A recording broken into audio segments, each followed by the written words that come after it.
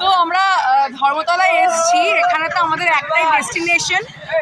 এই যে রাতের মধ্যে সানগ্লাস পরেছে, যাই হোক ধর্মতলায় এসেছি একটাই ডেস্টিনেশন দেশিডেন্ট যাওয়া। তো দেশিডেন্ট যেতে গিয়ে এখানে শপিং হচ্ছে আমাদের। উনি একটা সানগ্লাস কিনেছেন, এই যে আমি টপ কিনেছি।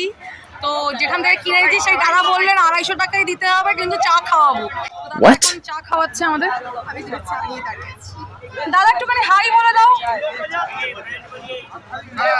চায়ের ভিডিও প্রমোট করছে, তুমি দোকান থেকে চা খাইয়েছো আমাদেরকে।